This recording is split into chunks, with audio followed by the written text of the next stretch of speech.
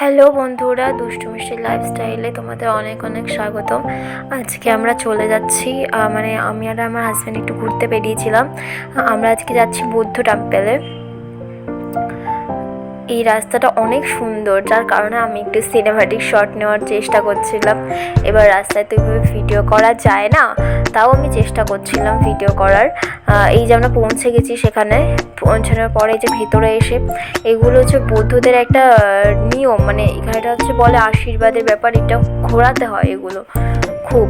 এখানে অনেক বড় বড় টেম্পলের মতো মন্দির আছে। এই যে অনেক বড় বড় এগুলো, অনেক উঁচু উঁচু মন্দির ছিল ওখানে দেখার মতো। আর আজকে সানডে বলে প্রচুর ভিড় ছিল, সেদিন সানডে ছিল বলে। আমি আর আমার হাজব্যান্ড ভেতরে যাচ্ছিলাম এখান থেকে। এই যে চলে যাচ্ছি আমরা ভেতরে। আর আমাকে বলছিল যে আমাদের লেট হয়ে গেছে আসতে, 7টার মধ্যে বেরিয়ে যেতে হবে। আর আমরা বাড়ি থেকেই বেরিয়েছিলাম 6টা 10-15-তে। ও সেটাই বলছিল আমাকে। দেখো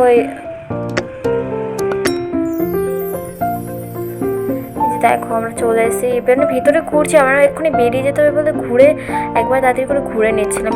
এটা হচ্ছে সব থেকে বড় যে ঘোরানোর এগুলো যেগুলো ছিল ওখানে, সেরকমই। এগুলো হচ্ছে বড় বড় সে ঘন্টার মতো করে। এই যে এটা হচ্ছে ওখানে সব থেকে বড় ঘন্টা।